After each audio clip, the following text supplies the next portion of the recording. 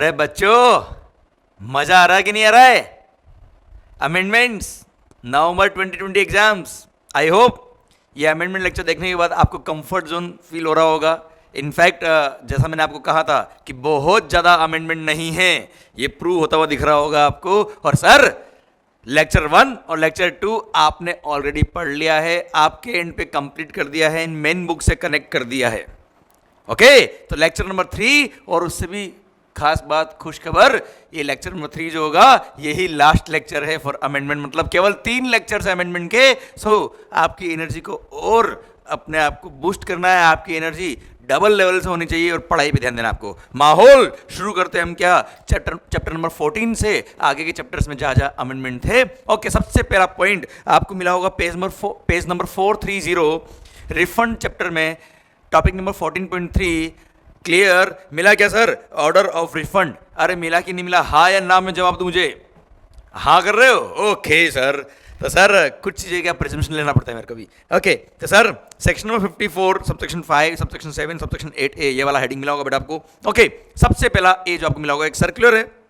बच्चों कोई खास बात नहीं है, आपको पता है कि डिपार्टमेंट को अगर आपने वैलिड एप्लीकेशन फॉर रिफंड दी है तो जिस दिन आपने एप्लीकेशन दी, जिस दिन उसका ARN जनरेट होता है, ARN मतलब सर एप्लीकेशन का जो नंबर होता है इनका एक्नॉलेजमेंट नंबर, तो सर जब ARN जनरेट होता है उसके 60 डेज के अंदर 60 दिन के अंदर इनको रिफंड सेंक्शन करना होता है। और 60 डेज के अंदर अगर इन्होंने रिफंड नहीं दिया तो 61st डे से डिपार्टमेंट इज लायबल टू पे द इंटरेस्ट। हाँ है ना बच्चों, at the rate of 6% per annum, और कुछ केस में 9% पर एनम, आपको पता है बात। अब सर डिपार्टमेंट ने अपने इंटरनल वर्किंग के लिए सर्कुलर इशू किया कि सिंस 60 डेज का टाइम मिलता है रिफंड के लिए, और रिफंड कब माना जाएगा? जिस दिन एसएससी के अकाउंट पे पेमेंट क्रेडिट हो जाएगा, मतलब एसएससी के अकाउंट पे पैसा पहुंच जाएगा, उस दिन मानेंगे कि रिफंड हुआ है। इसलिए डिपार्टमेंट ने अपने सारे ऑफिसर्स को इंस्ट्रक्शन दिया कि आप कोशिश करो कि विद इन 45 डेज आप रिफंड सैंक्शन कर दे प्लस पेमेंट ऑर्डर भी दे दे, सो दैट 60 डेज के अंदर उसके अकाउंट में पेमेंट क्रेडिट हो जाए और हम इंटरेस्ट से दूर हो जाए बच्चों। हाँ है ना, ये सर्कुलर नंबर 1 खत्म होता है। अब कोई खास बात बच्चों नहीं, तो ये डिपार्टमेंट की इंटरनल वर्किंग के लिए पॉइंट था, पर मैंने आपको बताने की कोशिश करी कि जिस दिन बैंक अकाउंट में पेमेंट क्रेडिट होगा उस दिन मानेंगे कि एसएससी को रिफंड मिला है।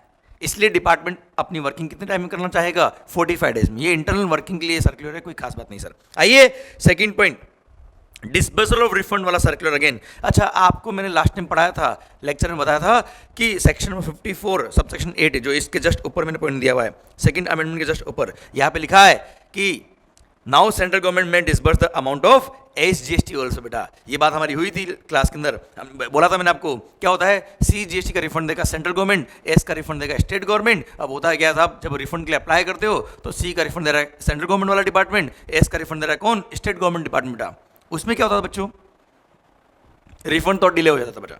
आपको C का रिफंड मिल गया, फिर SGST वाले क्या करेंगे, अपना रिफंड प्रोसेस करेंगे और फिर अपने पेमेंट ऑर्डर आएगा वहां से बेटा। तो अब देखो सर, CGST में रिफंड सेंक्शन हो गया मतलब एस में होना ही होना है बेटा, क्योंकि एक्ट सेम है, प्रोविजन सेम है, अमाउंट भी इनफैक्ट लगभग सेम ही होगा बेटा। इसलिए सेक्शन 54 सबसेक्शन 8A देकर फाइनेंस एक्ट 2019 ने सेंट्रल गवर्नमेंट को ऑथराइज कर दिया कि आप SGST का रिफंड भी दे सकते हो, और सेम वे स्टेट गवर्नमेंट को भी ऑथराइज कर दिया SGST एक्ट ने कि आपके पास अगर कोई रिफंड की एप्लीकेशन आई तो आप एस का भी रिफंड दे सकते हो और CGST का रिफंड भी दे सकते हो बच्चों। हाँ है ना, तो सर दोनों रिफंड एक ही ऑफिसर सेंक्शन करेगा। क्लियर? अगर आपकी फाइल CGST डिपार्टमेंट में है तो CGST डिपार्टमेंट जब रिफंड प्रोसेस करेगा तो C और S दोनों का प्रोसेस करेगा। अगर आपकी फाइल SGST डिपार्टमेंट में है तो आपका रिफंड सेंक्शन जो ऑफिसर स्टेट गवर्नमेंट का है वो SGST का भी रिफंड देगा और C का भी रिफंड देगा बेटा। हाँ है ना, तो बस उसी के लिए उसको एक्सप्लेन करने के लिए सर्कुलर आया, और सर्कुलर जो मैंने भी बोला है वही सर्कुलर है सर। यहाँ बोल दिया क्या कि कॉरेस्पॉन्डिंग रिफंड ऑर्डर एंड मतलब sanction order and payment order both will be issued by the same officer. मतलब अगर आपकी फाइल अगर CGST डिपार्टमेंट में है तो CGST डिपार्टमेंट का प्रॉपर ऑफिसर जो रिफंड देने के लिए ऑथराइज्ड है वो CGST as well as SGST दोनों का रिफंड का ऑर्डर एंड पेमेंट ऑर्डर देगा बेटा। और कॉरस्पॉन्डिंग एज जीएसटी एक्ट में भी सेम बात कही, सो दैट अननेसेसरी हेजल नहीं हो एसएससी को, अननेसेसरी परेशानी नहीं हो, लेट नहीं हो रिफंड्स उसको। क्लियर? तो उसके लिए ये सर्कुलर देके समझाया कि ये सेम ऑफिसर ही दोनों रिफंड सैंक्शन कर देगा बच्चों। क्लियर? पक्का बच्चों? तो रिफंड एप्लीकेशंस को थोड़ा स्मूथ करने के लिए ये स्टेप गवर्नमेंट ने लिया है, ये सर्कुलर देके गवर्नमेंट ने एक्सप्लेन किया, कोई खास बात नहीं है। देखिए रूल नंबर 92 सब रूल नंबर 1A, बड़ा अच्छा पॉइंट है बेटा, बड़ा अच्छा पॉइंट है, छोटा सा पॉइंट पर बड़ा अच्छा पॉइंट है। वैसे मैंने कल पढ़ाया आपको ये पॉइंट। सर कभी भी किसी भी एसएससी को रिफंड सैंक्शन अगर होता है तो सर जितना अमाउंट उसने टैक्स पे किया था उसने उसके लिए रिफंड के लिए अप्लाई किया, तो जब टैक्स पे करते वक्त उसने इलेक्ट्रॉनिक क्रेडिट लेजर भी यूज़ किया होगा, मतलब आईटीसी यूज़ किया होगा, और कैश लेजर भी यूज़ किया होगा, तो जिस प्रोपोर्शन में उसने आईटीसी यूज़ किया था और कैश पेमेंट किया था उसी प्रोपोर्शन में उसको रिफंड सैंक्शन होगा। मतलब जितना प्रोपोर्शनल अमाउंट उसने आईटीसी के थ्रू पे किया उतना अमाउंट उसको इलेक्ट्रॉनिक क्रेडिट लेजर में हम क्रेडिट करेंगे डिपार्टमेंट वाले, और जितना उसने कैश में पे किया उतना ही आपको रिफंड सैंक्शन होगा, रिफंड मिलेगा आपको हाथ में बेटा कैश में। क्लियर?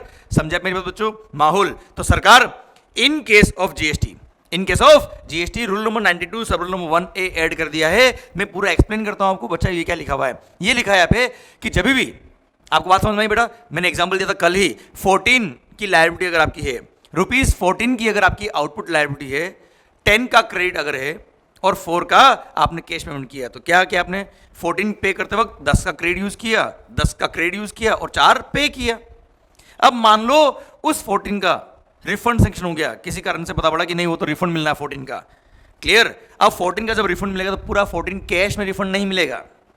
डिपार्टमेंट क्या करेगा, उसको 2 पोर्शन में डिवाइड करेगा कि आपने ओरिजिनली जब टैक्स पे किया था तब कैसे पे किया था। तो सर वहां पे अगर ये पता पड़ा कि 10 का तो आपने क्रेडिट यूज किया था और 4 आपने कैश के थ्रू पे किया था, तो आपको उसी प्रोपोर्शन में रिफंड मिलेगा। और ऐसे केस में 10 तो आपके इलेक्ट्रॉनिक क्रेडिट लेजर में क्रेडिट कर देंगे और 4 रुपये आपको कैश में रिफंड करेंगे। अच्छा ऐसा क्यों किया? अगर पूरा 14 कैश रिफंड दे देते आपको तो इसका मतलब इलेक्ट्रॉनिक क्रेडिट लेजर का भी 10 का आपको रिफंड मिल गया एक तरह से बेटा।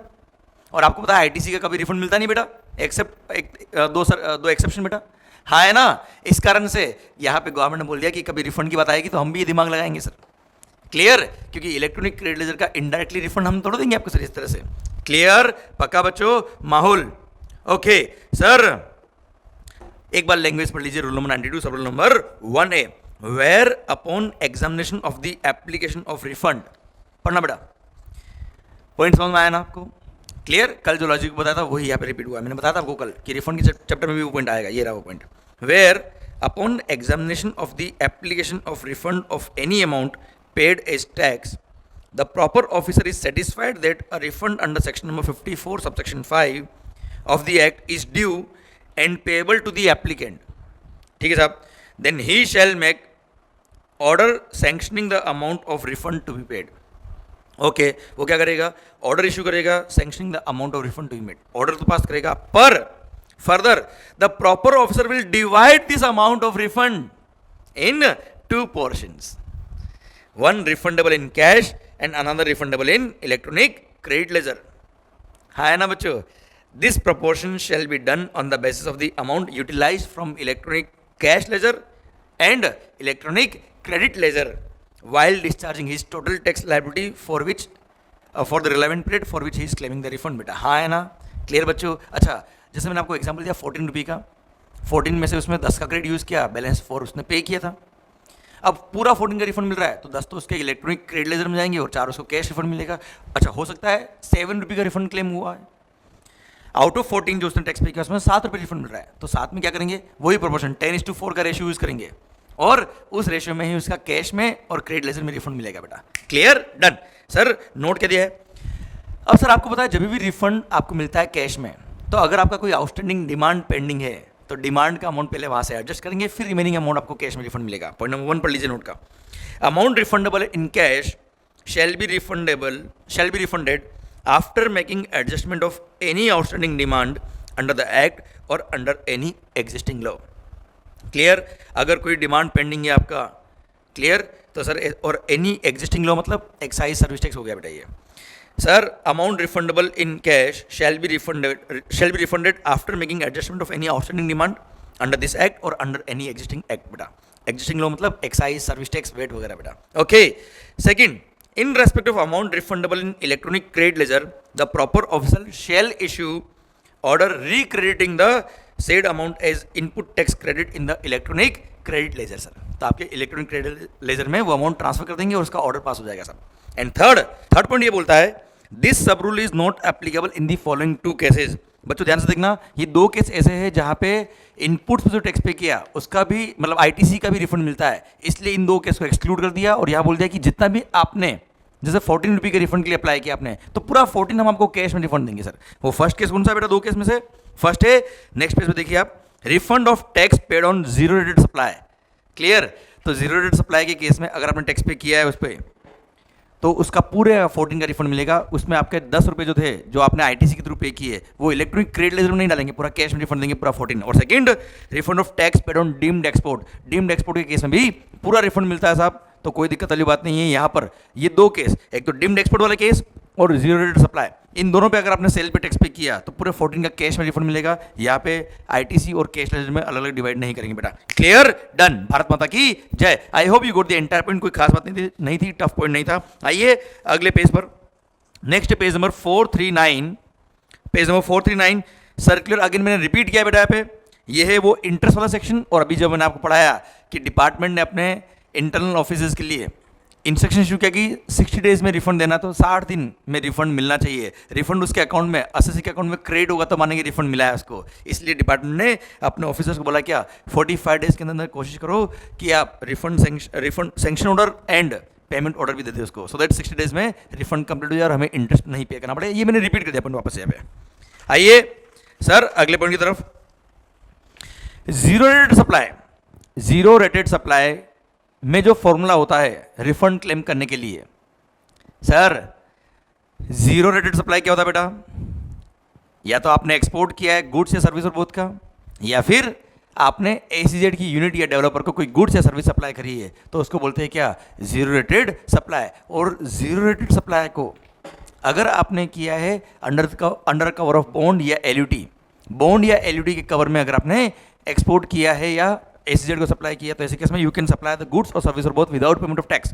पर फिर भी उसमें काम आने वाले इनपुट सर्विस का आपको आईटीसी मिलता है, कैपिटल गुड्स का भी आईटीसी मिलता है, पर रिफंड जो मिलता है वो इनपुट सर्विस का मिलता है। तो सर आपने under the cover of bond या एलयूटी कुछ सप्लाई किया गुड्स और सर्विस और बोथ जीरो रेटेड सप्लाई, तो ऐसे केस में उसमें काम आने वाले इनपुट सर्विस का रिफंड मिलता है। अगर आपको आईटीसी काम नहीं आता तो अब रिफंड कितना मिलेगा, उसके लिए प्रोपोर्शन का फॉर्मूला था बेटा कि साहब zero rated supply of goods plus zero rated supply of services divide by total adjusted total turnover multiply by net ITC. तो नेट आईटीसी तो होता है कितना, इनपुट और इनपुट सर्विस पे जो आपने रिलेवेंट पीरियड में क्रेडिट लिया वो। अब zero rated supply of goods और zero rated supply of services divide by adjusted total turnover. तो zero rated supply of goods का डेफिनेशन में थोड़ा सा चेंज किया बेटा इन्होंने, उसका इंपैक्ट आएगा इंडस्ट्री में, ध्यान देना बेटा। Zero rated supply of goods क्या होता है? Zero rated supply of goods होगा वो सप्लाई ऑफ गुड्स और सर्विस और बोथ जो आपने under the cover of LUT या बॉन्ड किया है बेटा। हाँ है ना? पढ़ो, इसमें एक पॉइंट छोटा सा ऐड किया है, मस्त पॉइंट है, पर वो इस पेज के एंड में मिला होगा, पेज नंबर 441 के एंड में, point number C, turnover of zero rated supply of goods means the value of zero rated supply of goods made during the relevant period without payment of tax under bond और LUT. या तो पहले भी था, ये वाला point पहले भी था, और अब जो पॉइंट ऐड हुआ ध्यान देना, मतलब आपने without payment of tax under the cover of bond या एलयूटी जो भी गुड्स जीरो रेटेड सप्लाई किया है वो, या फिर the value which is 1.5 times the value of like goods which are domestically supplied by the same supplier और similarly placed supplier as declared by the supplier whichever is less. I repeat, मतलब क्या हो गया बच्चों? मतलब क्या हो गया बच्चों? जो भी आपने एक्चुअल जीरो रेटेड सप्लाई किया है without payment of tax under the cover of bond या एलयूटी, जो उसकी एक्चुअल वैल्यू थी वो, या अगर वो सेम गुड्स आप डोमेस्टिक मार्केट में बेचते, सेम गुड्स अगर आप डोमेस्टिक मार्केट में बेचते तो कितने में बेचते? या तो आप बेचते या आपका सिमिलरली प्लेस्ड सप्लायर बेचता, कितने में बेचता? उसका 1.5 times, which ever is less. बच्चों मतलब गवर्नमेंट ने क्या कर दिया, एक मैक्सिमम वैल्यू का कैप लगा दिया बेटा। क्या होता है बच्चों, जैसे आपने कोई गुड्स 1 लाख में सप्लाई किया डोमेस्टिक मार्केट में, और आपने जीरो रेट सप्लाई किया 1.75 लाख में बेटा, तो for the purpose of this formula maximum amount of export turnover जो हम लेंगे वो होगा 1.5 लाख। कैसे? एक्चुअल एक्सपोर्ट जो आपने किया उसी गुड्स का किया 1,175,000 में बेटा, पर वही गुड्स अगर डोमेस्टिक मार्केट में बेचते तो 1 लाख में बेचते बेटा, तो 1 लाख का 1.5 टाइम कितना होता बेटा? 1,50,000। तो 1,50,000 और 1,75,000 विच एवर इज लोअर? 1,50,000। तो गवर्नमेंट ने एक रेस्ट्रिक्शन लगा दिया कि हम रिफंड क्लेम देने के लिए maximum 1.5 time of the value of like goods which are supplied in the domestic market इधर बाय द सेम सप्लायर और द सिमिलरली प्लेस्ड सप्लायर, वही हम लेंगे। कारण ये बेटा कि देखो यार, आज मान लो ये पेन मैं एक्सपोर्ट करता हूं और यही पेन डोमेस्टिक मार्केट में बेचता हूं, समझना बात को बेटा। अब यही पेन मैं एक्सपोर्ट कर रहा हूं, यही पेन मैं डोमेस्टिक मार्केट में बेच रहा हूं, तो इसमें काम आने वाले इनपुट और इनपुट सर्विस तो सेम है ना यार। अब इसमें काम आने वाला इनपुट और इनपुट सर्विस सेम है, तो सर मान लो 2 पेन थे, फॉर एग्जाम्पल 2 पेन थे, एक आपने एक्सपोर्ट किया, एक आपने डोमेस्टिक मार्केट में बेचा, और मान लो दोनों सेम पेन है बेटा, ओके मान लो ना रे हुए होशियारी। अब सर दोनों पेन अगर सेम है तो इसमें जितना इनपुट और इनपुट सर्विस काम आया उतना इसमें भी काम आया बेटा।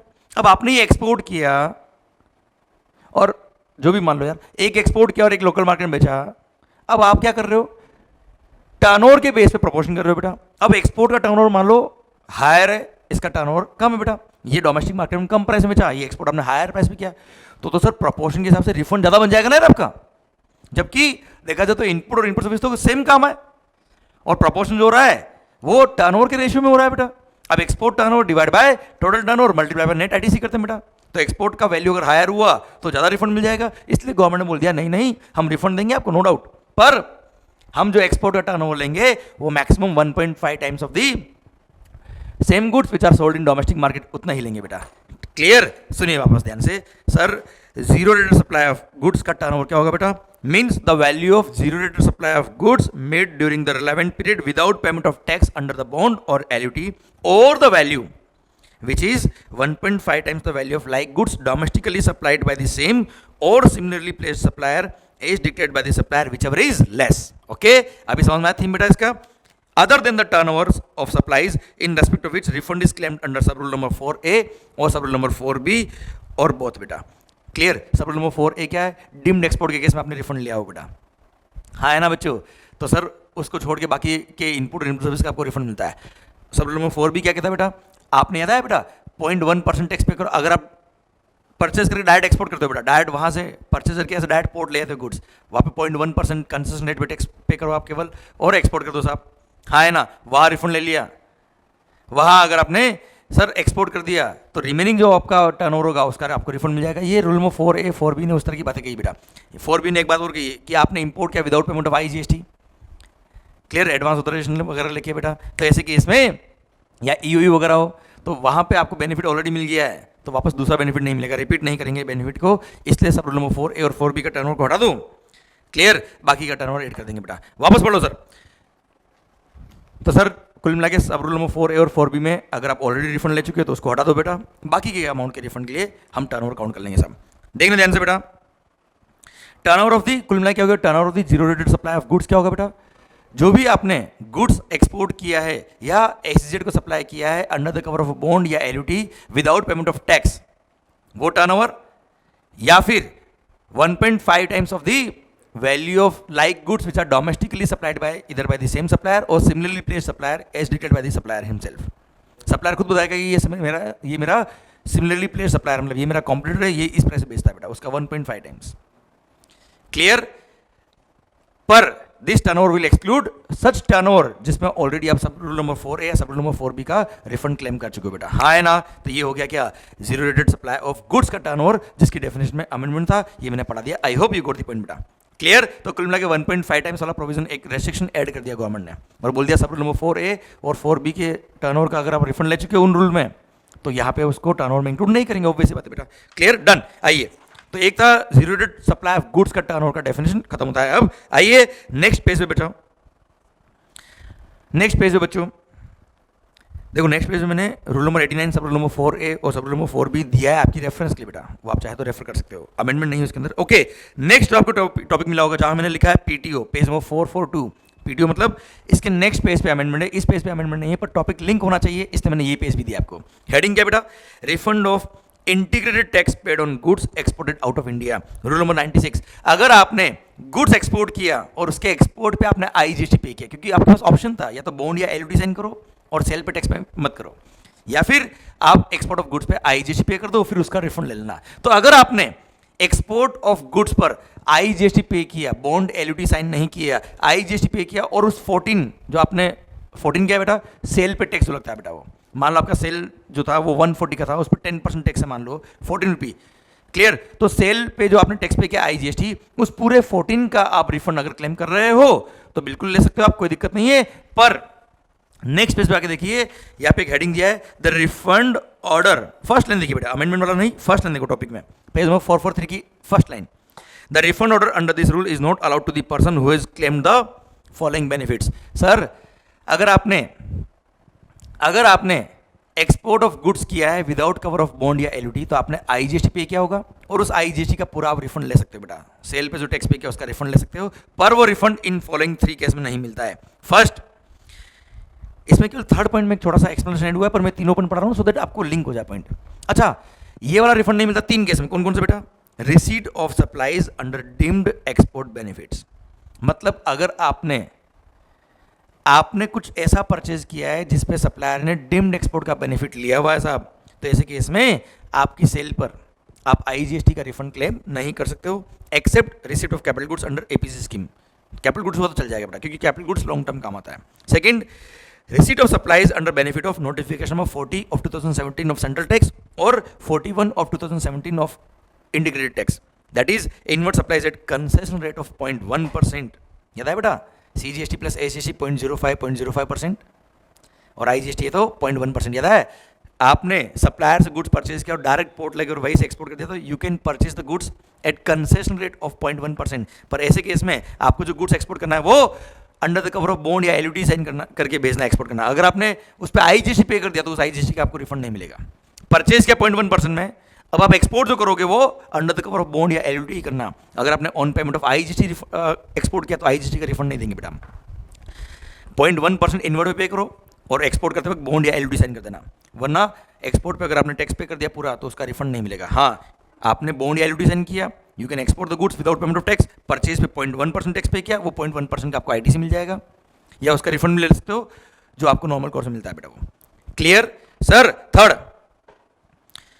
जहां पे आपको सेल पे जो आपने आईजीएसटी पे किया एक्सपोर्ट पर उसका रिफंड नहीं मिलता है, कब? Import of goods without payment of IGST and GST compensation cess if imported by EOU और अंडर एडवांस ऑथराइजेशन और under APC scheme except receipt of capital goods under APC scheme. अगर आप ईओयू हो या आपने एडवांस ऑथराइजेशन या APC scheme के through कुछ इंपोर्ट ऑफ गुड्स किया है without payment of GST cess या आईजीएसटी, तो सर आपने अगर उसी गुड्स को एक्सपोर्ट किया है, अगर आपने उन गुड्स को या उससे बनने वाले गुड्स को एक्सपोर्ट किया है ऑन पेमेंट ऑफ आईजीएसटी, तो आईजीएसटी का रिफंड नहीं मिलता बेटा। तो आपके पास ऑप्शन क्या है बेटा कि आप without payment of tax export करें under the cover of bond या एलयूटी। तो ये 3 केसेस है बेटा। देखो यहाँ पे क्या हो रहा है, आप परचेज पे ऑलरेडी बेनिफिट ले रहे हो, आपने इनवर्ड सप्लाई पे ऑलरेडी टैक्स का बेनिफिट ले लिया, तो आपको ऑप्शन जो एक्सपोर्ट के लिए दिया है वो बॉन्ड या एलयूटी का ही दिया है। आपने एक्सपोर्ट पे अगर टैक्स पे कर दिया आईजीएसटी, बॉन्ड एलयूटी साइन नहीं किया, तो ऐसे केस में उस आईजीएसटी का हम आपको रिफंड क्लेम नहीं देंगे।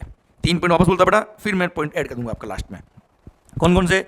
आपने डीम्ड एक्सपोर्ट बेनिफिट वाला इनवर्ड सप्लाई लिया है, सेकंड आपने कंसेशन रेट 0.1% वाला इनवर्ड सप्लाई लिया है, या आपने सर 100% ईओयू हुआ बेटा, या एडवांस ऑथराइजेशन या एपीसी स्कीम में आपने कोई गुड्स इंपोर्ट किया है without payment of IGST and GST cess, तो ऐसे केस में आपने एक्सपोर्ट करना है तो बॉन्ड या एलयूटी साइन करके without payment of tax he export करना। आईजीएसटी अगर एक्सपोर्ट पे कर दिया तो आईजीएसटी का रिफंड क्लेम नहीं मिलेगा। पर थर्ड पॉइंट में एक एक्सप्लेनेशन ऐड कर दिया और बोल दिया क्या, आपने इंपोर्ट ऑफ गुड्स किया अंडर एडवांस ऑथराइजेशन या अंडर एपीसी स्कीम या ईओयू, अगर आप हो एक्सपोर्ट ओरिएंटेड यूनिट, आपने कोई गुड्स इंपोर्ट किया और उस पर अगर आपने आईजीएसटी पे किया या जीएसटी कंपनसेशन पे किया, केवल बेसिक कस्टम ड्यूटी का ही आपने बेनिफिट लिया, तो ऐसे केस में हमें दिक्कत नहीं बेटा। आपने परचेज में जीएसटी का बेनिफिट नहीं लिया तो आप सेल पे आईजीएसटी पे करो और उसका रिफंड क्लेम करो, हमें कोई दिक्कत नहीं है। क्लियर? डन। देखो पॉइंट नंबर 3 में क्या पॉइंट रेड हुआ है, पूरा पॉइंट पढ़ लो एक बार बेटा। रिफंड कब नहीं मिलता है? Import of goods without payment of IGST and GST compensation cess if imported by EOU और अंडर एडवांस ऑथराइजेशन और APC scheme except receipt of capital goods under APC scheme. इस केस में एक्सपोर्ट अगर आपने आईजीएसटी पे करके किया है तो रिफंड नहीं मिलता आईजीएसटी का। पर एक्सप्लेनेशन क्या बोलता है, However, this restriction shall not apply where registered person has paid IGST and GST compensation cess on inputs and has availed exemption of only and only basic customs duty. मतलब आपने advance authorisation का benefit लिया, ईपीसीसी scheme का benefit लिया, या आप EOU हो तो आपने जो बेनिफिट लिया वो केवल और केवल बेसिक कस्टम ड्यूटी का लिया है, आपने आईजीएसटी और जीएसटी से पे किया तो सर हमें कोई दिक्कत नहीं है। अब उन गुड्स को या उससे बनने वाले गुड्स को आप एक्सपोर्ट करते हो ऑन पेमेंट ऑफ आईजीएसटी तो हम आपके सेल पे जो आईजीएसटी पे किया उसका रिफंड दे देंगे। पर अगर आपने इनवर्ट सप्लाई पे जीएसटी का बेनिफिट लिया, जीएसटी पे नहीं किया तो हम आपको export on payment of IGST allow नहीं करेंगे और अगर आपने आईजीएसटी पे किया तो उसका रिफंड अलाउ नहीं होगा। क्लियर? डन। ओके माहौल सरकार, आइए अगले पॉइंट की तरफ बढ़ते हैं। Rule number 96B।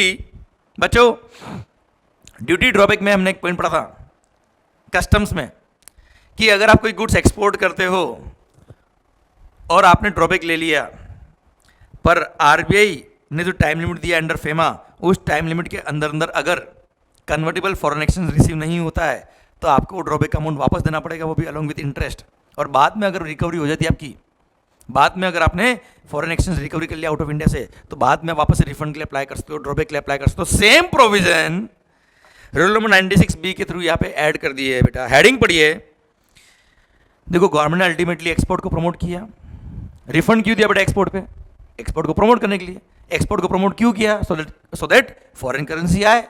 अब भाई पैसे ही डूब गया, अब ऐसे आदमी को प्रमोट करना चाहिए क्या? देश की इकोनॉमी को बर्बाद करने में लगे बेटा लोग। तो गवर्नमेंट बोल दिया वहाँ पे हम आपको बेनिफिट नहीं देंगे और बेनिफिट दिया है हमने रिफंड का तो हम आपसे वापस से रिकवरी करेंगे बेटा। देखिए rule number 96B recovery. Heading पढ़िए। Recovery of refund of unutilised ITC और IGST paid on export of goods where export proceeds are not realised. अगर एक्सपोर्ट प्रोसीड रियलाइज नहीं हुई तो हमने जो आपको इनपुट स्टेज पे जो आपने इनपुट टैक्स का रिफंड लिया है वो, या अगर आपने एक्सपोर्ट पे आईजीएसटी पे करके उसका रिफंड लिया तो जो भी हमने रिफंड दिया उसका हम आपको वापस से पेमेंट ले लेंगे, आपसे रिकवरी कर लेंगे बेटा। अगर फॉरेन एक्सचेंज रिकवरी नहीं हुआ तो ये हेडिंग है बेटा। अब मैं बताता हूँ रूल नंबर 1 और 2 में क्या लिखा बेटा, सुनना बच्चों। ये लिखा है अगर कोई भी पर्सन ने कोई भी गुड्स एक्सपोर्ट किया, देखो सर्विसेज को यहाँ पे क्यों नहीं लिखा बेटा? क्योंकि सर्विसेज को एक्सपोर्ट टर्नओवर में तभी काउंट करते हैं जब सर्विसेज का पेमेंट रिसीव होता है, याद है बेटा? Zero rated supply of services में क्या होता है? टर्नओवर का फिगर, पेमेंट रिसीव हो जाना चाहिए, सर्विस भी कंप्लीट हो जानी चाहिए बेटा, याद है बेटा? तो ही एक्सपोर्ट टर्नओवर सर्विसेज मानते बेटा। तो एक्सपोर्ट में तो वैसे भी रिफंड नहीं मिलता अगर सर्विसेज का पेमेंट नहीं आता है तो। गुड्स के केस में ऐसा कंडीशन नहीं था, इसलिए यहाँ पे रूल नंबर 96B ऐड करके गुड्स के लिए रूल लेके आ गए बेटा। क्योंकि गुड्स के केस में आपका फॉरेन करेंसी नहीं भी आया क्योंकि वहाँ पे उधार वो चलता है तो हम आपको रिफंड दे देंगे, पर बाद में अगर आरबीआई ने जो टाइम लिमिट दिया है अंदर फेमा तो हम आपसे वापस से वो रिफंड का बेनिफिट का जो अमाउंट दिया आपको हमने वो वापस से रिकवरी कर लेंगे। ये थीम है इसका, सुनिए ध्यान से। अगर आपने अनयूटिलाइज्ड आईटीसी का रिफंड क्लेम किया है इन case of export of goods, या आपने एक्सपोर्ट ऑफ गुड्स पे आईजीएसटी पे किया है, बॉन्ड या एलयूडी साइन नहीं किया था और आपने आईजीएसटी पे किया, मतलब मैं मानता हूँ 10 का क्रेडिट था, 4 आपने कैश पे किया, क्लियर, टोटल 14 पे किया है, तो फिर या 14 पे नहीं किया, बॉन्ड और एलयूडी साइन किया था, 14 क्या बेटा? आपकी सेल की लायबिलिटी, सेल की लायबिलिटी 14 की, 10 का आपके पास आईटीसी है तो 10 आपने आईटीसी यूज़ किया, बैलेंस 4 पे किया तो टोटल 14 पे कर दिया। पर अगर आपने बॉन्ड या एलयूडी साइन किया होता तो 14 पे नहीं किया होता, सेल पे टैक्स पे नहीं किया होता, केवल इनपुट पे 10 रुपये जो पे किया उसका रिफंड लिया होता बेटा। तो कोई भी केस हो, भले आपने बॉन्ड साइन किया था या नहीं किया था, एक्सपोर्ट पे टैक्स पे किया था तो एक्सपोर्ट पे जो टैक्स पे किया उसका रिफंड लिया होगा, एक्सपोर्ट पे टैक्स पे नहीं किया होगा, बॉन्ड या एलयूडी साइन किया होगा तो उसमें काम आने वाले इनपुट सर्विस का आपने आईटीसी लिखे उसका रिफंड लिया होगा। तो अगर आपने ये रिफंड लिया और उसके बाद आपने वो एविडेंस डिपार्टमेंट को सबमिट नहीं किए regarding recovery of foreign exchange with in the time limit allowed by RBI under FEMA, तो ऐसे केस में साहब जिस दिन वो टाइम लिमिट खत्म होती है उसके 30 डेज के अंदर अंदर आपको वो amount of benefit, amount of refund government को वापस देना पड़ेगा, वो भी अलॉन्ग विथ इंटरेस्ट। इंटरेस्ट कब से बेटा? जिस दिन आपको वो पेमेंट, जिस दिन गवर्नमेंट ने आपको रिफंड देता उस दिन से लेके जब आप गवर्नमेंट को वापस से रिफंड देंगे, गवर्नमेंट को वापस से पेमेंट देंगे, तब तक आपको इंटरेस्ट पे करना पड़ेगा। और सर ध्यान देना बेटा 18% पर annum simple interest number of days के हिसाब से। पर सुनना बच्चों ध्यान से, वापस सुनना बेटा।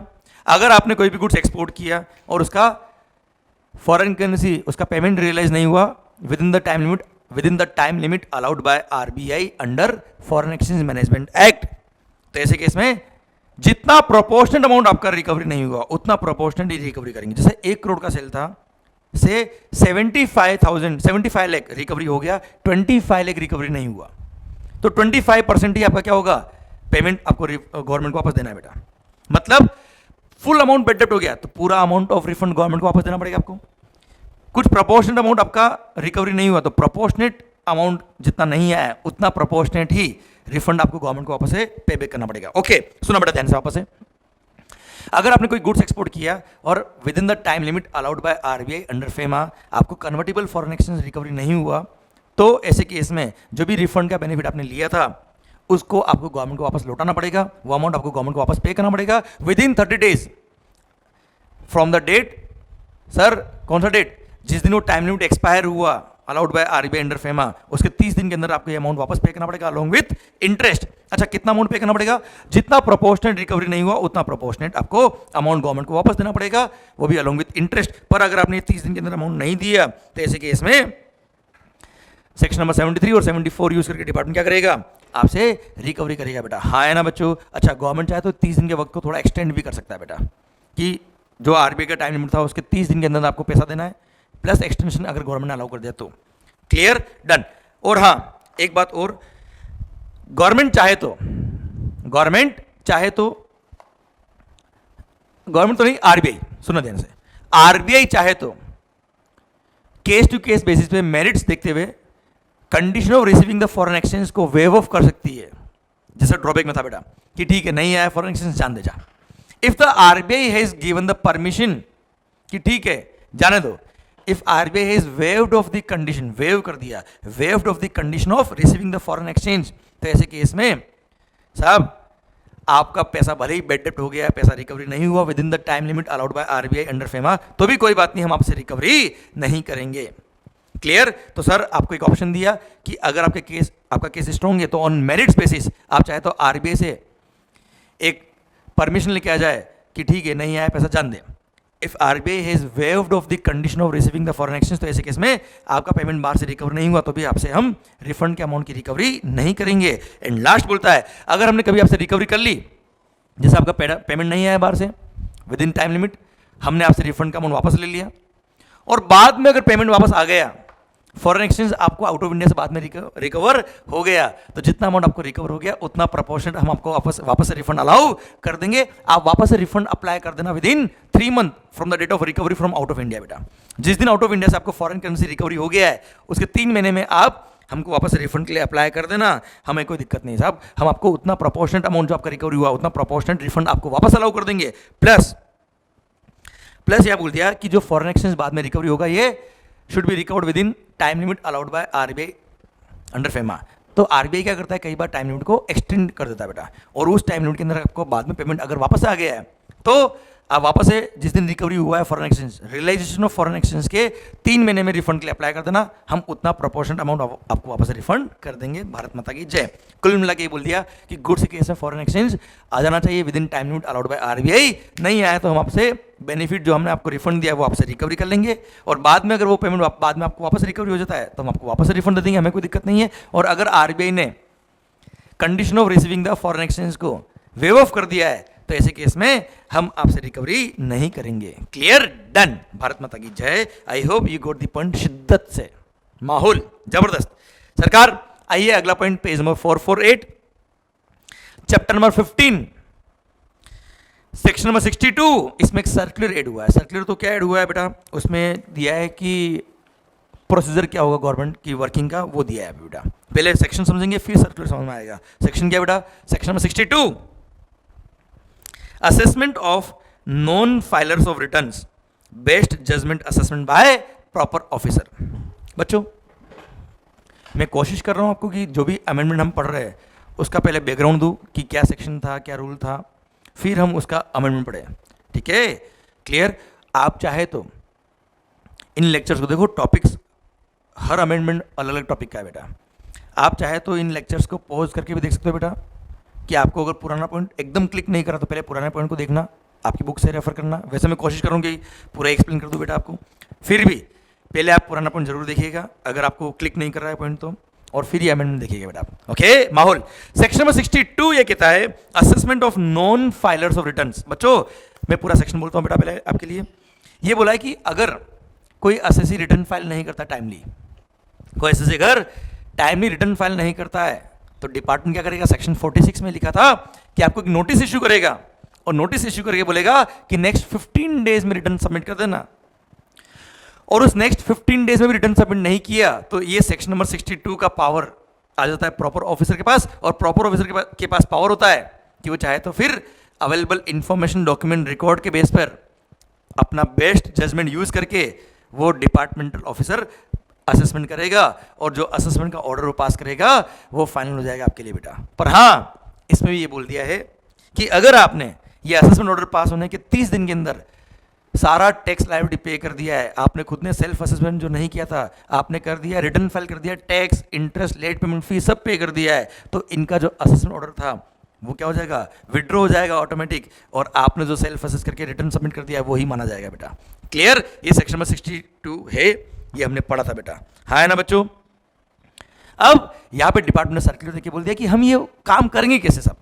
तो sir standard operating procedure SOP क्या हो रहेगा हमारा, देखिए sir page number 448, standard operating procedure to be followed in case of non filers of returns. हम क्या प्रोसीजर फॉलो करेंगे सो दैट डिपार्टमेंट के सारे ऑफिसर्स उस प्रोसीजर को फॉलो करें और एसएससी को भी पता रहे कि इस तरह का एक्ट होगा डिपार्टमेंट की तरफ से। ओके फर्स्ट क्या पॉइंट है sir, preferably a system based message would be sent to all registered persons 3 days before the due date to nudge them about filing of the return for the tax period by the due date। साहब आपको जो due date of filing of return होगा उसके 3 दिन पहले advance में एक message आ जाएगा, रिमाइंडर आ जाएगा कि भाई रिटर्न फाइल कर देना timely. Second, once the due date of furnishing the return under section 39 is over, और आपने अगर रिटर्न फाइल नहीं किया, a system generated mail or message would be sent to all the defaulters immediately after the due date to the effect that the said registered person has not furnished his return for the said tax period beta। The said mail or message will be sent to the authorized signatory as well as the proprietor, partner, director, कर्ता etc बेटा, मालिक को भी पता पड़ना चाहिए बेटा। And अब साहब जैसे ही आपने ड्यू डेट गई, रिटर्न फाइल नहीं किया, डिपार्टमेंट ने ऑटोमेटिक मेल भेज दिया आपको बेटा या मैसेज भेज दिया, उसके बाद 5 दिन बाद। Third point, 5 days after the due date of furnishing the return a notice in form number GSTR 3A, ये नोटिस आ गया कि अगले 15 दिन में रिटर्न सबमिट कर देना बेटा। अ notice in form number GSTR 3A under section number 46 of the CGST act read with rule number 68 shall be issued electronically to such registered person who fails to furnish the return under section number 39 requiring him to furnish such return within 15 days बेटा। साहब आपको due date of return जो था बेटा उसे जाने के बाद 5 दिन के बाद डिपार्टमेंट क्या करेगा, आपको नोटिस भेज देगा इन फॉर्म नंबर GSTR 3A और बोल देगा अगले 15 दिन में रिटर्न सबमिट कर देना। अब अगर 15 दिन में रिटर्न सबमिट कर दे तो कोई दिक्कत नहीं है, पर अगर 15 डेज में भी रिटर्न सबमिट नहीं किया तो बेस्ट जजमेंट ऑर्डर पास करेगा डिपार्टमेंट। और हाँ यहाँ पे साफ लिख दिया है कि 15 डेज में भी अगर एसएससी ने रिटर्न सबमिट नहीं किया तो without giving any other information या without any further communication department available information document record के बेस पे बेस्ट जजमेंट कर सकता है। बच्चों ये मत समझना डिपार्टमेंट आपको और भेजेगा नोटिस कि साहब अब हम बेस्ट जजमेंट कर रहे हैं, नहीं भेजेगा नोटिस, लिख दिया साफ। पॉइंट नंबर 3A जो GSTR 3A जो फॉर्म था बेटा, रिमाइंडर भेजा ना आपको कि 15 दिन में रिटर्न फाइल कर देना, अब कौन सा फर्दर कम्युनिकेशन, कोई फर्दर कम्युनिकेशन नहीं होगा। पॉइंट नंबर 4 बोलता है in case the said return is still not filed by the defaulter within 15 days of the said notice, the proper officer may proceed to assess the tax liability of the said person under section number 62 of the CGST Act to the best of his judgment, taking into account all the relevant material which is available or which he has gathered, and would issue assessment order। Available information record document के base पे अपना best judgement करके assessment order pass कर देगा।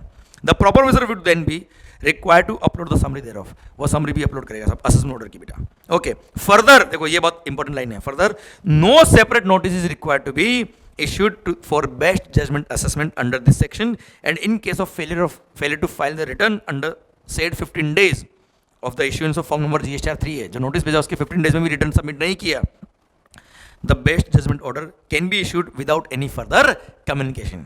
पर हाँ ये best judgement assessment order आने के 30 दिन के अंदर अंदर आप सुधर गए और आपने रिटर्न सबमिट कर दिया तो ये विड्रॉ हो जाएगा। ये लिखा पॉइंट नंबर 5 में, for the purposes of assessment. अच्छा, ये पॉइंट नंबर 6 में लिखा, पॉइंट नंबर 5 में लिखा कि असेसमेंट करने के लिए इन्फॉर्मेशन डिपार्टमेंट कहाँ से ला सकता है। For the purpose of assessment of tax liability under section number 62 of the CGST act, the proper officer may take into account the details of outward supplies available in statement furnished under section 37, that is GSTR 1।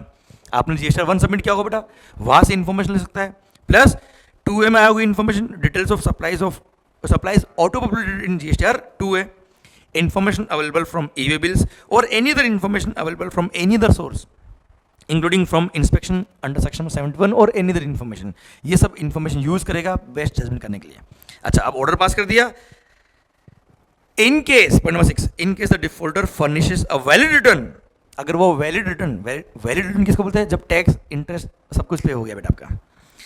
In case the defaulter furnishes a valid return within 30 days of the service of the assessment order, the said assessment order shall be deemed to have been withdrawn in terms of provisions of subsection 2 of section number 62 of the CGST बेटा। हाँ है ना। And पर अगर आपने इस 30 दिन में भी रिटर्न सबमिट नहीं किए, डिफॉल्ट को रेक्टिफाई नहीं किया तो लग गए। तो ऐसे केस में however if the said return remains unfurnished within the statutory period of 30 days from the issuance of assessment order, then the proper officer may initiate proceedings under section number 78 or and recovery under section number 79 of the CGST act बेटा। अब recovery चालू कर देगा क्योंकि order pass हो गया, 30 दिन में आपने रिटर्न सबमिट नहीं किया, मतलब जो डिपार्टमेंट ऑर्डर पास किया वो फाइनल हो गया। अब फाइनल हो गया तो पैसा दो बेटा, अगर आपने पैसा दे दिया ठीक है, नहीं तो रिकवरी करेगा डिपार्टमेंट बेटा। Clear, done. प्लस 2 नोट और दिए बेटा। ये सब सर्कुलर डिपार्टमेंट कैसे काम करेगा उसके लिए बेटा। सेकेंड है notes, the above general guidelines may be followed by the proper officer in case of non furnishing of returns, and जहां डिपार्टमेंट लगता है कि एसएससी भाग जाएगा तो चाहे तो आपकी प्रॉपर्टीज को प्रोविजनली अटैच कर सकता है बेटा। क्लियर, जो आगे सेक्शन था बेटा। In deserving cases based on the fact of the case the commissioner may resort to provisional attachment to protect the revenue under section number 83 of the CGST act even before issuance of assessment order बेटा। अगर commissioner को लगता है कि पैसा डूब जाएगा तो to protect the revenue of the department वो चाहे तो कमीशन चाहे तो आपकी प्रॉपर्टीज को प्रोविजनली अटैच भी करवा सकता है बेटा। क्लियर, एज पर सेक्शन 83 बेटा। बस वो लिंक किया है, कुछ नहीं किया। एंड फर्दर पता है अगर किसी एसएस ने 6 महीने तक रिटर्न सबमिट नहीं किए तो उसका रजिस्ट्रेशन भी कैंसिल होता है, याद है बेटा पॉइंट। तो यहाँ पे उसको भी लिंक कर दिया। Further the proper officer would initiate action under section number 29 subsection 2 for cancellation of the registration in cases where the return has not been furnished for the period specified in section number 29। हाँ है ना बच्चों। तो cancellation of registration वाला provision भी यहाँ पे repeat कर दिया बच्चों। इसी के साथ भारत माता की जाए। तो एक सर्कुलर दिया कि हम किस तरह से वर्किंग करेंगे अगर आपने रिटर्न सबमिट नहीं किए तो। क्लियर, कोई टफ पॉइंट नहीं था, कोई सिंपल पॉइंट था बेटा। प्रोसेसर बताया कि डिपार्टमेंट की वर्किंग कैसे रहेगी, SOP। आइए अगला पॉइंट, अगला पेज पढ़ा चुका हूँ मैं ऑलरेडी बेटा, रिपीट किया मैंने पॉइंट। देखिए पेज नंबर 461 मिला होगा, अकाउंट्स एंड रिकॉर्ड्स। याद है बेटा ऑडिट कराना पड़ता है, जिसका भी एग्रीगेट टर्नओवर 2 करोड़ क्रॉस होता है उसको बेटा। पर जो मैंने पढ़ाया था आपको रिटर्न चैप्टर में कि जिसका 18-19 फाइनेंशियल में 5 करोड़ का टर्नओवर क्रॉस होगा, एग्रीगेट टर्नओवर 5 करोड़ क्रॉस होगा, उसी को ऑडिट कराना है फाइनेंशियल 18-19। प्लस फॉरेन कंपनी जो एयरलाइन कंपनी है जिन्होंने कंपनीज एक्ट का कंप्लायंस किया है उनको भी GSTR 9C सबमिट करने की जरूरत नहीं है, बस उनको प्रैक्टिसिंग CA से एक statement of receipt and payment in respect of Indian business operations वो सबमिट करना पड़ेगा ऑन और before 30 September after the end of the financial year. और हर जितने भी GST नंबर है उनके लिए सेपरेट रिसीट एंड पेमेंट का स्टेटमेंट होगा बेटा। क्लियर, ये रिपीट किया, टॉपिक रिपीट हो रहा था इसलिए मैंने पेज भी वापस आपको दे दिया सो दैट आपकी बुक में आप अमेंड कर पाए बेटा इसको। माहौल, आइए सरकार पेज नंबर 476 पर ई-वे बिल का एक बहुत खास पॉइंट, बहुत इंपॉर्टेंट पॉइंट, इसको मार्क कर लेना बहुत इंपॉर्टेंट। Rule number 138E। बच्चों मैंने जब फुलकर आपको पढ़ाया था, बैच पढ़ाया था, तब आपको बताया था कि जिस दिन ये सेक्शन एप्लीकेबल हो गया, जिस दिन ये रूल एप्लीकेबल हो गया, मजा आ जाएगा, माहौल हो जाएगा। और ये रूल एप्लीकेबल हो चुका है। रूल तो कब का आ गया था बेटा, पर ये एप्लीकेबल लेट किया इन्होंने, इसलिए पहली बार नवंबर 20 एग्जाम्स के लिए रिलेवेंट है बेटा। पढ़िए rule number 138E, restriction on furnishing of information in part A of GST of form number GST e-way bill 01 EWB 01 बेटा। इधर ध्यान बेटा, मैं पहले समझा देता हूँ फिर पढ़ लेते हैं बच्चों। अगर किसी भी एसएससी ने 2 कॉन्जिक्यूटिव मंथ के लिए या फिर 2 कॉन्जिक्यूटिव टैक्स पीरियड के लिए रिटर्न सबमिट नहीं किया, नॉर्मल एसएससी है तो GSTR 3B, या statement of outward supply GSTR 1, या फिर कंपोजिशन स्कीम में है तो जीएसटीआर 4, अगर 2 कॉन्जिक्यूटिव टैक्स पीरियड के लिए अगर उसने ये रिटर्न सबमिट नहीं किए या जीएसटीआर 1 स्टेटमेंट सबमिट नहीं किया तो उस असेसी के रेस्पेक्ट में कोई ईवी बिल जनरेट नहीं हो पाएगा, न वो खुद जनरेट कर पाएगा न कोई और उसके रेस्पेक्ट में सबमिट कर पाएगा, जनरेट कर पाएगा ईवी बिल। मतलब ट्रांसपोर्टेशन बंद हो जाएगा उसका, 50,000 से ऊपर की गुड्स ट्रांसपोर्ट ना हो पाएगी बेटा, उसके लिए भारी पॉइंट ही है। इससे कंप्लायंस पार्ट बहुत जल्दी होगा और लोग टाइमली रिटर्न सबमिट करेंगे बेटा। हाँ है ना, मैं वापस रिपीट करता हूँ, 2 कॉन्जिक्यूटिव टैक्स पीरियड के लिए अगर आपने रिटर्न सबमिट नहीं किए तो आपके लिए ईवी बिल जनरेट नहीं हो पाएगा। या तो आप सप्लायर होंगे या फिर आप बायर होंगे, या आप सर कंसाइनर होंगे या कंसाइनी होंगे बेटा। तो सर न कंसाइनर ईवी बिल इशू कर पाएगा न कंसाइनी इशू कर पाएगा अगर कोई पर्सन, दोनों में से एक पर्सन कौन है, ऐसा पर्सन है जिसने डिफॉल्ट किया हुआ है इन furnishing the returns. Sir 2 consecutive tax period के लिए माहौल हो गया है सर, पढ़ना पॉइंट को सर। नॉट विथ स्टैंडिंग, मतलब रूल तो इतना सा था पर बहुत भारी इंपैक्ट है इसके बेटा। Notwithstanding anything contained in sub rule number 1 of rule number 138, no person, देखो ब्रैकेट में पढ़ना क्या लिखा है, no person including a consignor, consignee, transporter, e commerce operator और a courier agency, no person shall be allowed to furnish the information in part A of form GST EWB 01, मतलब e way bill, in respect of a registered person. अब ये line mark कर लेना बेटा, in respect of a registered person whether as a supplier और a recipient, मतलब supplier हो या रेसिपिएंट हो कोई फर्क नहीं पड़ता, दोनों में से कोई एक पर्सन ने भी अगर 2 कॉन्जिक्यूटिव मंथ के 2 कॉन्जिक्यूटिव टैक्स पीरियड के रिटर्न सबमिट नहीं किया तो ईवी बिल जनरेट नहीं हो पाएगा। वेदर एज अ सप्लायर और recipient who being a person paying tax under section number 10 और availing benefit of notification number 2 of 2019, मतलब सर्विस सप्लायर के कंपोजिशन स्कीम वाले हो या गुड्स वाले कंपोजिशन स्कीम वाले हो, वो पर्सन ने has not furnish the statement in form number GST CMP 08 for 2 consecutive quarters. अच्छा मैंने अभी जीएसटीआर 4 बोल दिया था बेटा, सॉरी, जीएसटी CMP 08 क्या होता है बेटा, क्वार्टरली आपको टैक्स पे करना होता है, हाँ है ना, तो CMP 08, जीएसटीआर 4 नहीं बेटा, जीएसटीआर 4 तो अभी एनुअल हो गया।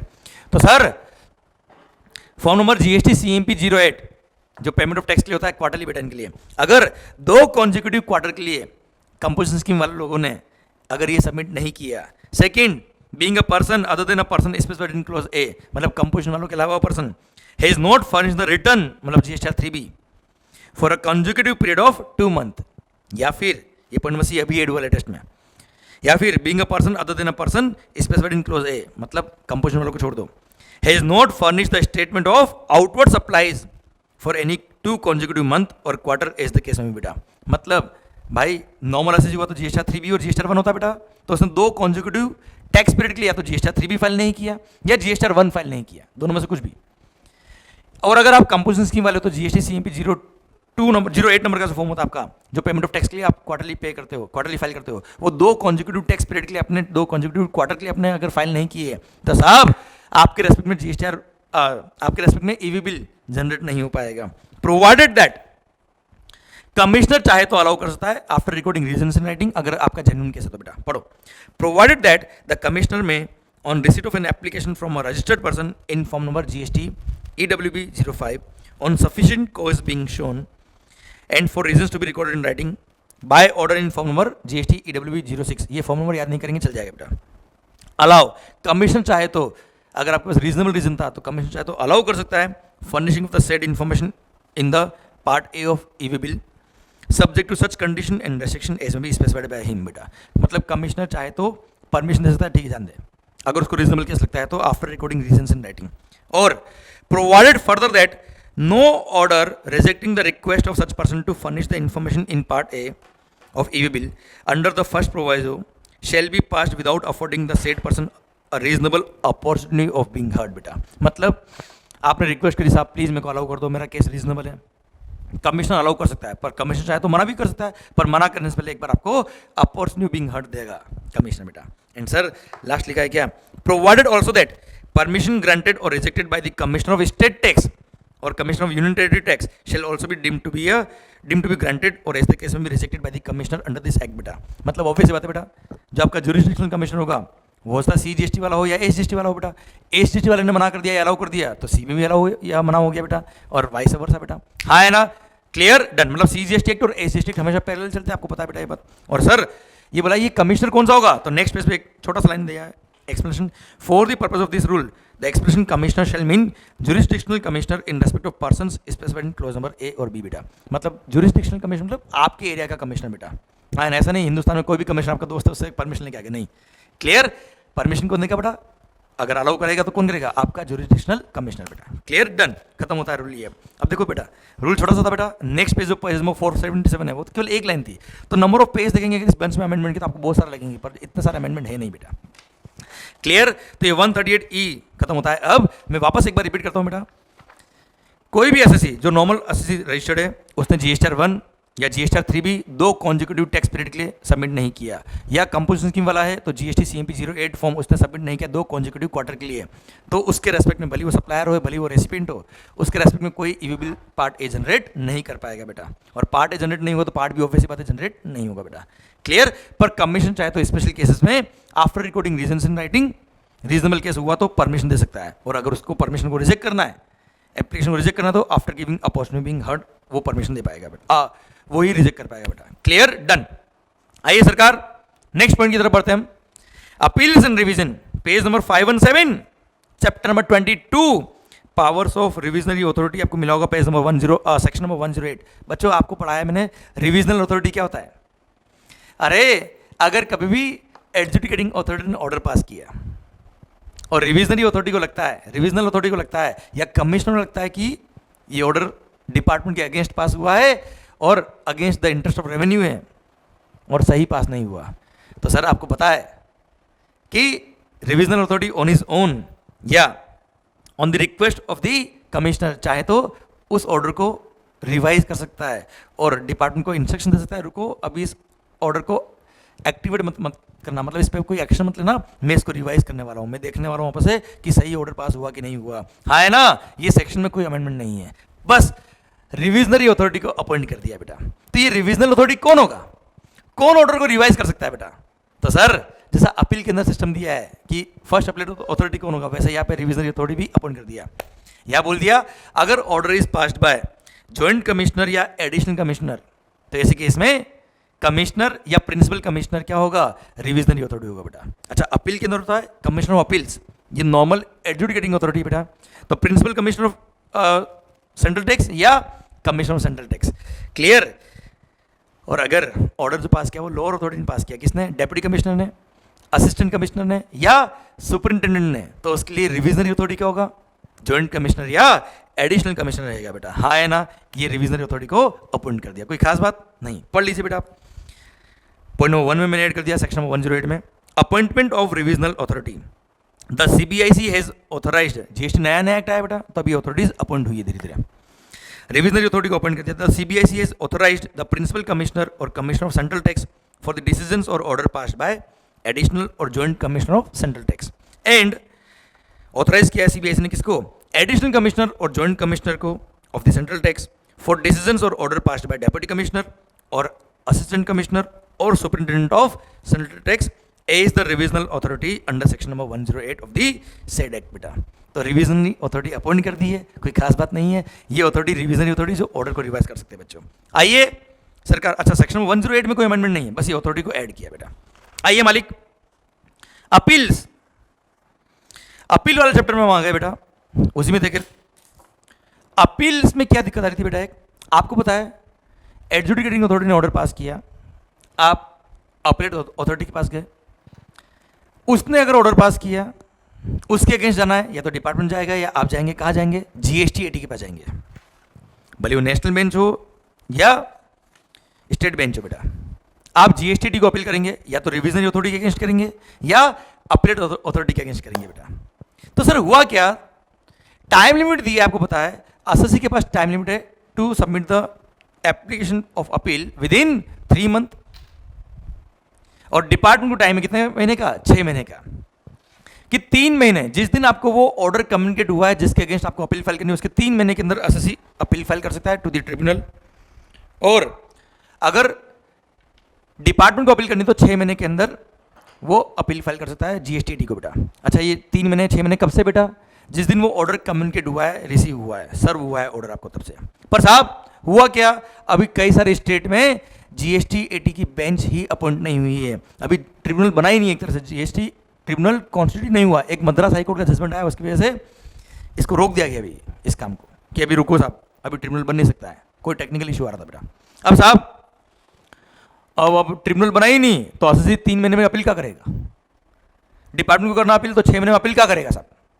तो इसके लिए सर्कुलर इशू करके बोला सर ये डिफिकल्टी आ रही थी, तो इस डिफिकल्टी को रिमूव करने के लिए ये रिमूवल ऑफ डिफिकल्टी का पावर इन्होंने यूज किया और ऑर्डर इशू कर दिया, CGST 9th removal of difficulty order 2019 जो 3 दिसंबर 2019 को लेके आए और बोल दिया क्या चिंता मत करो, तुम्हारे 3 महीने या 6 महीने इस केस में जो है हम काउंट करेंगे कब से, जिस दिन ऑर्डर कम्युनिकेट हो गया आपको उस दिन से, या फिर जिस दिन ट्रिब्यूनल कॉन्स्टिट्यूट हो गया और उसका प्रेसिडेंट या वाइस प्रेसिडेंट ने वो ऑफिस ज्वाइन कर लिया, हाँ है ना बेटा, clear, whichever is later, मतलब जिस दिन ऑर्डर सर्व हुआ वहां से वो दिन, या जिस दिन प्रेसिडेंट और वाइस प्रेसिडेंट ने ऑफिस ज्वाइन किया है, कौन सा, ट्रिब्यूनल का बेटा, विच एवर इज लेटर, वहां से हम 3 महीने का वक्त आपको देंगे साहब, चिंता मत करें बेटा, क्लियर। सर पढ़ लीजिए, कोई खास बात नहीं है। तो सर सेकंड पैरा पढ़िए बेटा इसका, therefore for the removal of difficulties it is hereby clarified that for the purposes of calculating, जो amendment का second paragraph है वो पढ़िएगा बेटा, the 3 months from the date on which the order sought to be appealed against is communicated to the person preferring the appeal in subsection 1 of section 112, the start of 3-month period shall be considered to be later of the following date। 3 महीने कब से start होंगे बेटा, letter of the following dates, first date of communication of the order or the date on which the president or the state president as the case may be of the appellate tribunal after its constitution under section number 109 enters the office बेटा। Sir जिस दिन president और state president vice president नहीं बेटा, sorry, president और state president, the date on which the president और the state president as the case may be of the appellate tribunal after its constitution under section number 109 enters the office, मतलब जिस दिन president या state president office enter करता है वहां से, या जिस दिन ऑर्डर सर्व हुआ आपको विच एवर इज लेटर, वहां से 3 महीने काउंट करेंगे। और डिपार्टमेंट के लिए 6 महीने कब से, सेम वे 6 महीने कब से डिपार्टमेंट के लिए, date of communication of the order और date on which the president और state president enters the office of the appellate tribunal बेटा, हाँ है ना बेटा, हाँ है ना बच्चों, विच एवर इज लेटर, वहां से 6 महीने काउंट करेंगे, क्लियर, कोई खास बात नहीं बच्चों। तो एक तरह से सिंस अपीलेट ट्रिब्यूनल कॉन्स्टिट्यूट नहीं हुआ था इसलिए टाइम लिमिट के लिए बोल दिया, जब वो कॉन्स्टिट्यूट हो जाएगा प्रेसिडेंट या स्टेट प्रेसिडेंट ऑफिस ज्वाइन कर लेगा वहां से आपके 6 महीने मिल जाएंगे, कोई चिंता नहीं बेटा, क्लियर माहौल। आइए सरकार अगला पॉइंट, जीएसटी का लास्ट चैप्टर मिसलेनियस प्रोविजंस, उसमें एंटी प्रॉफिटिंग बेटा सेक्शन 171 उसमें सबसेक्शन 3A ऐड किया है पेनल्टी के लिए बेटा, देखिए पेज नंबर 557 आपको मिला होगा बच्चों। सरकार एंटी प्रॉफिटिंग याद आया बेटा आपको कि अगर आईटीसी का बेनिफिट मिला तो कमेंसुरेट बेनिफिट आपको कस्टमर को पास ऑन करना है, या कभी रेट ऑफ टैक्स कम हुआ तो जितना कमेंसुरेट प्राइस में कम होना था उतना बेनिफिट आपको कस्टमर को प्राइस में बेनिफिट देके पास ऑन करना पड़ेगा बेनिफिट, पर अगर आपने ये बेनिफिट कस्टमर को पास ऑन नहीं किया तो उतना आपने एक्स्ट्रा प्रॉफिट कमा लिया बेटा, उसको बोलते हैं प्रॉफिटेड अमाउंट बेटा। और अगर एंटी प्रॉफिटिंग अथॉरिटी ने आपको पकड़ लिया कि आपने वो एक्स्ट्रा बेनिफिट कस्टमर को पास ऑन करना था आपने पास ऑन नहीं किया, तो ऐसे केस में हम पेनल्टी भी चार्ज करेंगे। तो पेनल्टी के प्रोविजन अभी ले आए यहाँ पे बेटा, section number 171 subsection 3A which is inserted by finance act 2019 where the authority, कौन सी authority, anti profiting authority, after holding examination comes to the conclusion ये है that any registered person has profited, then उसने profited किया है मतलब उसने extra benefit रखा है, तो such person shall be liable to pay penalty equivalent to 10% of the amount so profited बेटा। तो जो आपने बेनिफिट एक्स्ट्रा रख लिया अपने पास वो तो आपको पे करना ही पड़ेगा, साथ में पेनल्टी कितना पे करना पड़ेगा, 10% of the amount so profited बेटा। And however no penalty shall be leviable if the profited amount is deposited within 30 days from the date of passing the order by the anti profiting authority बेटा। अगर आपने anti profiting authority ने order pass किया उसके 30 दिन के अंदर amount, अगर आपने अमाउंट प्रॉफिटेड अमाउंट आपने पूरा पे कर दिया तो ऐसे केस में कोई पेनल्टी पे करने की जरूरत नहीं है, हाँ है ना बच्चों। अगर प्रॉफिटेड अमाउंट आपने 30 दिन के अंदर डिपॉजिट कर दिया तो ऐसे केस में कोई भी आपको पेनल्टी पे करने की जरूरत नहीं है, अदरवाइज आपको 10% of the amount profited penalty पे करना पड़ेगा, क्लियर डन। तो सरकार जिस दिन एंटी प्रॉफिटिंग का अथॉरिटी का ऑर्डर आ गया कि आपने गड़बड़ करी है, तो उसके 30 दिन में आप अमाउंट लौटा देना, या तो कस्टमर्स को या डिपार्टमेंट के कंज्यूमर वेलफेयर फंड को। बेटा 30 दिन में अमाउंट आपने लौटा दिया तो ऐसे केस में कोई पेनल्टी नहीं तो 10% of the amount provided penalty आपको और पे करना पड़ेगा एक्स्ट्रा बेटा। और साथ में एक्सप्लेनेशन देके डिफाइन कर दिया कि प्रोविडेड अमाउंट को क्या होता क्या है बेटा। वो for the purpose of this section the expression profited shall mean the amount determined on account of not passing the benefit of reduction in rate of tax on supply of goods or service or both, or the benefit of ITC to the recipient by way of commensurate reduction in price of the goods or service or both। मतलब ITC का benefit था या rate of tax कम होने की वजह से जो benefit था, वो बेनिफिट जो आपको कस्टमर को पास ऑन करना था वो आपने नहीं किया, उस अमाउंट को बोलते हैं क्या, amount which you have profited बेटा। Clear, done. भारत माता की जय। सुनो बच्चों, इसके बाद एक और सेक्शन दे रखा है, section number 172 removal of difficulty बेटा। यहाँ पे भी एक अमेंडमेंट हुआ है, पर बच्चों सिंस फाइनेंस एक्ट 2020 नवंबर 20 एग्जाम्स के लिए रिलेवेंट नहीं है, इसलिए अमेंडमेंट नोट और मैंने बुक में कर दिया है, पर आपको ये पढ़ने की जरूरत नहीं है, इसलिए नेक्स्ट अमेंडमेंट आप कर दीजिए। वैसे कोई खास अमेंडमेंट नहीं बेटा। आपको पता है डिफिकल्टी आ रही थी इम्प्लीकेशन ऑफ एक्ट में, तो एक्ट नया नया आया है जीएसटी, तो रिमूवल ऑफ डिफिकल्टी का ऑर्डर इशू करने का पावर इनको दे रखा है। वो कितने साल का बेटा, 3 साल तक का पावर दे रखा था जिस दिन से ये एक्ट एप्लीकेबल हुआ, मतलब 1 जुलाई 17 से 3 साल तक ये एक्ट के इंप्लीमेंटेशन में अगर डिफिकल्टी आती तो 3 साल तक डिफिकल्टी को रिमूव करने का पावर इनको दे रखा है बाय इशू ऑफ ऑर्डर। अब 3 साल तो निकल के 2020 तो आ गया बेटा ये, और डिफिकल्टी तो आई जा रही बेटा, इसलिए फाइनेंस एक्ट 20 ने इस सेक्शन में अमेंडमेंट करके डिफिकल्टी को रिमूव करने का पावर 5 साल तक गवर्नमेंट का कर दिया बेटा। वो फाइनेंस एक्ट 20 के थ्रू अमेंडमेंट हुआ है, पर फाइनेंस एक्ट 20 आपके सिलेबस में नवंबर 20 के लिए रिलेवेंट नहीं होता है, इसलिए वो अमेंडमेंट आप काट दीजिए और आप 3 साल ही कंसिडर करिएगा। वैसे एग्जाम्स के लिए कोई रिलेवेंट सेक्शन नहीं इतना कोई खास बेटा, पर फिर भी ध्यान रहना चाहिए आपको बेटा। क्लियर, तो नेक्स्ट जो सेक्शन 172 है उसमें 3 साल को ही कंसिडर करिएगा बेटा आप, 3 ईयर को ही कंसिडर करिएगा, अमेंडमेंट को कंसिडर मत करिएगा नवंबर 20 एग्जाम्स के लिए बेटा। Okay done. और इसी के साथ जीएसटी के सारे अमेंडमेंट खत्म होते हैं। अब भारत माता की जय। हाँ, एक बात आपसे मैं और शेयर करूंगा, एक नोटिफिकेशन और आया है जीएसटी में, और उसी के रेस्पेक्ट में एक सर्कुलर और आया है, insolvency and bankruptcy code IBC, जो एक्ट आपके लिए एप्लीकेबल है बेटा लॉ के अंदर। इंसॉल्वेंसी एंड बैंक्रप्सी कोड के रिगार्डिंग जीएसटी में क्या इंप्लीकेशन आएंगे साहब। इंसॉल्वेंसी एंड बैंक्रप्सी कोड के केस में जीएसटी का क्या इंप्लीकेशन रहेगा, नया रजिस्ट्रेशन कराना है नहीं कराना है, इन्वॉइसेस का क्या होगा, डिस्पोजल करेंगे तो कैसे टैक्स पे करना है, उसके रिगार्डिंग एक नोटिफिकेशन है प्लस एक सर्कुलर भी है। अब वो मैंने आपके लिए यहाँ कवर नहीं किया है क्योंकि I am waiting for the ICAI board of studies notification कि क्या वो आपके सिलेबस के लिए रिलेवेंट रखते हैं कि नहीं रखते बेटा। तो केवल वो एक आईबीसी वाला टॉपिक जो इस पर नया ऐड हुआ है बेटा आपके लिए, वो मैंने यहाँ कवर नहीं किया है। Otherwise every amendment we have covered here regarding GST. बच्चों ध्यान रखना, वो amendment ICI board of studies जब आपको स्टडी गाइडलाइन इशू करेगा उसमें क्लेरिफाई करेगा कि वो एप्लीकेबल है या नहीं है, और एप्लीकेबल है तो कितना एप्लीकेबल है। तो वो एक छोटा सा पार्ट मैं आपके लिए बाद में और अपलोड कर दूंगा। क्लियर, और वो जैसे ही बोर्ड ऑफ स्टडीज का स्टडी गाइडलाइन आ जाता है मैं उसमें देख लूंगा क्या एप्लीकेबल और क्या एप्लीकेबल नहीं है, उस अकॉर्डिंग वो लेक्चर अपलोड करके यूट्यूब पर डाल दूंगा बेटा मैं, और आप सबको नोटिफाई कर देंगे बेटा। क्लियर। और सर जीएसटी के सारा अमेंडमेंट खत्म होता है। अब माहौल और आपको मैंने बताया क्या, कस्टम में तो कोई अमेंडमेंट है ही नहीं, कस्टम में एक भी अमेंडमेंट नहीं है नवंबर 20 एग्जाम के लिए, एक भी, not even a single amendment. पर हाँ एफटीपी में भी कोई खास अमेंडमेंट नहीं, एक छोटा सा पॉइंट ऐड हुआ है। फॉरेन ट्रेड पॉलिसी आपको पता है बच्चों, आगे हूं मैं फॉरेन ट्रेड पॉलिसी में बेटा। फॉरेन ट्रेड पॉलिसी 2015-2020 आपको पता है 31 मार्च 2020 तक ही वो फॉरेन ट्रेड पॉलिसी एप्लीकेबल थी। तो आपके माइंड में पॉइंट आ रहा है सर नवंबर 20 के लिए फॉरेन ट्रेड पॉलिसी कौन सा पढ़ना है, तो बता देता हूं आपको, ये फॉरेन ट्रेड पॉलिसी को 1 साल के लिए और एक्सटेंड कर दिया है। मतलब जो फॉरेन ट्रेड पॉलिसी आपने पढ़ी हुई है वही फॉरेन ट्रेड पॉलिसी नवंबर 20 के लिए भी एप्लीकेबल है, क्योंकि उसको 31 मार्च 2021 तक एक्सटेंड कर दिया है। प्लस जितने भी एग्जिबिशंस, जितने भी बेनिफिट्स इन्होंने फॉरेन ट्रेड पॉलिसी 2015-20 के थ्रू इशू किए थे उनको भी 1 साल के लिए एक्सटेंड कर दिया है। क्लियर सर, तो वो अमेंडमेंट मैंने यहाँ दे रखे और कोई अमेंडमेंट नहीं हुआ है।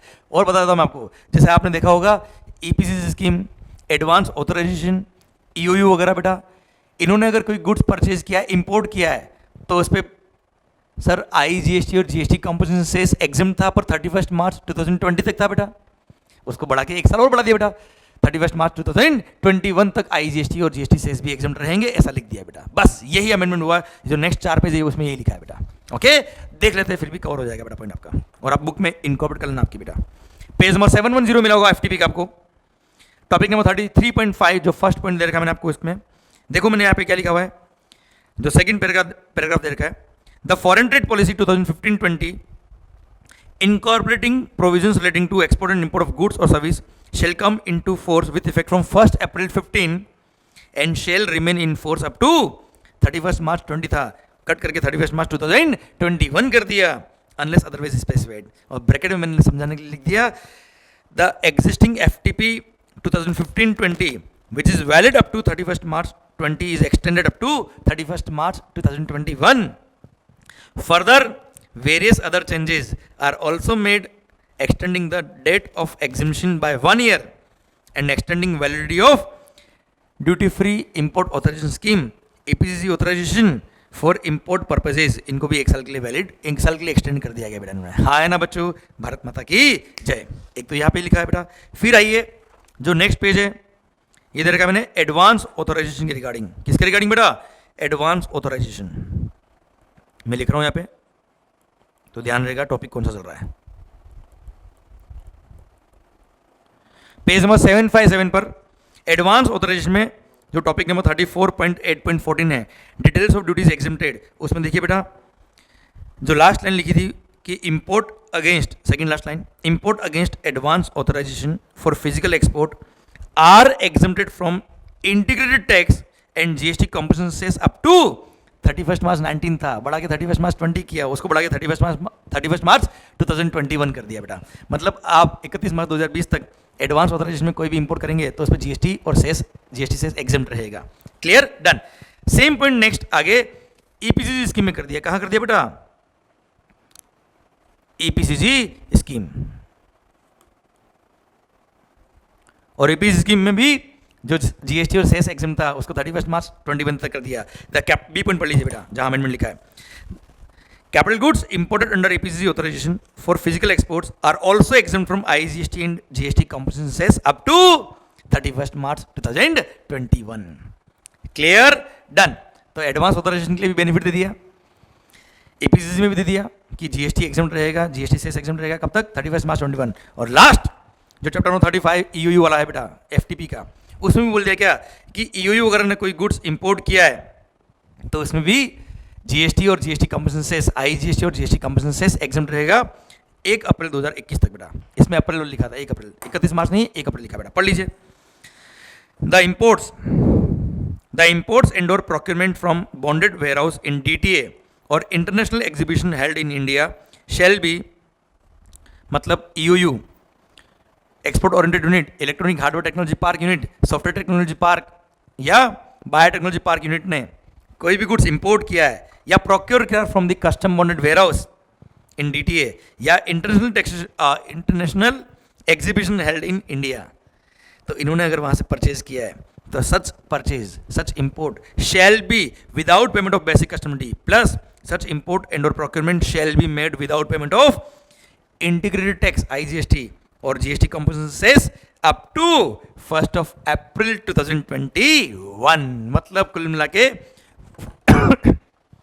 फॉरेन ट्रेड पॉलिसी में जो एग्जेम्पशन थे GST को लेके उनको 1 साल तक एक्सटेंड कर दिया है। इसी के साथ भारत माता की जय होती है। सारे amendment applicable for November 20 exams खत्म होते हैं अब। आई होप सारे पॉइंट समझ में आए और सर आपके एंड पे भी कंप्लीट हो रहे हैं। आपसे रिक्वेस्ट है जितना जल्दी हो पाए उतना जल्द इन लेक्चर्स को देख लीजिए, अच्छे से रिवीजन करिए, be confident, stay healthy, stay happy, be positive. Sir बहुत सारी जगह बात चल रही है कि जुलाई 20 में, अगस्त 20 में एग्जाम्स होंगे कि नहीं होंगे, या वो नवंबर में शिफ्ट हो जाएंगे। बेटा लेट दी टाइम से, अभी क्या टाइम ही बताएगा कि क्या होने वाला आगे, पर आप अपनी पढ़ाई ना रोके, क्योंकि पढ़ेगा इंडिया तभी तो बढ़ेगा इंडिया। भारत माता की जय। अच्छे से पढ़ाई करिए, all the very best. Sir ध्यान देना, आपकी सक्सेस ही हमारी सक्सेस है बच्चों। इसलिए अच्छे से पढ़िए।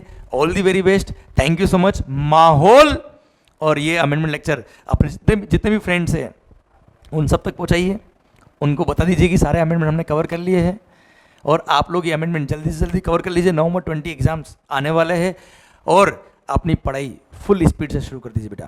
कॉन्सेंट्रेट ऑन योर स्टडीज बेटा। Okay, thank you so much, all the best, love you all, take care and stay safe, stay healthy, अपना ध्यान रखिए। थैंक यू सो मच बच्चों, थैंक यू, लव यू।